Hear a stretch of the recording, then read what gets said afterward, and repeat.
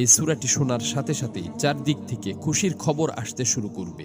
এই সূরাটি মূলত তারাই শুনবেন যারা খুবই অভাবে আছেন, কষ্টে আছেন, কোনোভাবেই যাদের মনের আশা পূরণ হচ্ছে না, যারা গরিবি দূর করতে চান, ঋণ পরিশোধ করতে চান, এবং যারা চাকরি হারিয়ে দিশেহারা হয়ে পড়েছেন, কোনোভাবেই কোনো মাধ্যম খুঁজে পাচ্ছেন না। আজকের এই গুরুত্বপূর্ণ সূরাটি শুধুমাত্র তাদের জন্যই। কষ্ট করে সূরাটি আপনারা মনোযোগ দিয়ে প্রথম থেকে শেষ পর্যন্ত শুনুন। ইনশাআল্লাহ এই সূরাটি শোনার উসিলায় আপনাদের সকল অভাব অনটন গায়েব থেকে দূর হয়ে যাবে, সকল ঋণ পরিশোধের ব্যবস্থা হয়ে যাবে, মনের সকল অপূর্ণ আশা আকাঙ্ক্ষাগুলো পূরণ হয়ে যাবে। আপনি যা চাইবেন সাথে সাথে তাই কবুল হবে ইনশাআল্লাহ। প্রিয় বন্ধুরা, আল্লাহ পাক চাইলে সবকিছুই সম্ভব। এজন্য আল্লাহ তাআলার কোরআন মাজিদের সর্বশ্রেষ্ঠ এই সূরাটি শুনতে শুনতে আপনার মনের সকল নিয়ত, মনোবাসনা ও জীবনের সকল চাওয়াগুলো আল্লাহ তাআলার কাছে মনে মনে দোয়ার মাধ্যমে তুলে ধরবেন। আল্লাহ চান তো মুহূর্তেই আপনার জীবনটা পরিবর্তন হয়ে যাবে। প্রিয় বন্ধুরা, জীবনে তো অনেক প্রচেষ্টাই করেছেন, একবার না হয় কোরআন মাজিদের এই সূরাটির উপর বিশ্বাস রেখে প্রথম থেকে শেষ পর্যন্ত শুনলেন।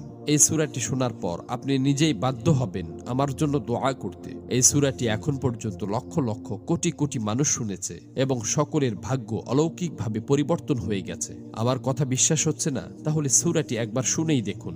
এই সূরাটি মূলত কোরআন মাজিদের অন্যতম গুরুত্বপূর্ণ ও পাওয়ারফুল একটি সূরা। সূরাটি এ পর্যন্ত যতজন শুনেছে ততজনের সকল নিয়ত আল্লাহ তাআলা পূরণ করে দিয়েছেন। মনের ইচ্ছা পূরণের জন্য এই সূরাটি সর্বশ্রেষ্ঠ সূরা। আমি শুধু মুখেই বলছি না, সূরাটি শোনার পর আপনারা নিজেরাই প্রমাণ দেখতে পাবেন। এজন্য কোরআন মাজিদের উপর বিশ্বাস রেখে দ্রুত সূরাটি একবার শুনে নিন। ইনশাআল্লাহ সাথে সাথেই রেজাল্ট পাবেন। মহান আল্লাহর কাছে দোয়া করি, হে আল্লাহ, যারা যে নিয়তে যে উদ্দেশ্যে এই সূরাটি সম্পূর্ণ শুনেছে এবং শুনবে, আপনি তাদের জীবনের সকল উদ্দেশ্য এবং মনের সকল আশা আকাঙ্ক্ষা গায়েব থেকে পূরণ করে দিন। আমিন। কমেন্ট বক্সে আপনিও আমিন লিখে উন্মুক্ত দোয়ায় শরীক থাকুন, কেননা কে জানে যে কার মুখ থেকে বলা আমিন কখন কবুল হয়ে যায়। তো চলুন সূরাটি শুনে নেওয়া যাক। أعوذ بالله من الشيطان الرجيم بسم الله الرحمن الرحيم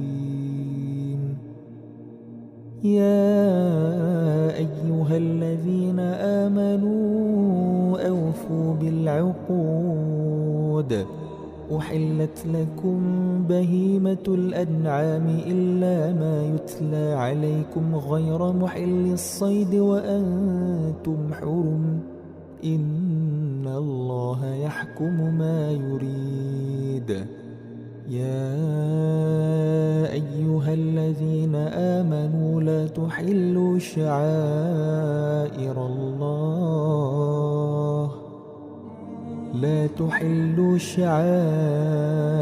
الله ولا الشهر الحرام ولا الهدي ولا القلائد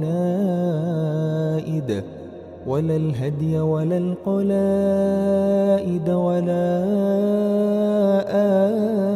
آمين البيت الحرام يبتغون فضلا من ربهم ورضوانا وإذا حللتم فاصطادوا ولا يجرمنكم شنآن قوم أن صدوكم عن المسجد الحرام أن تعتدوا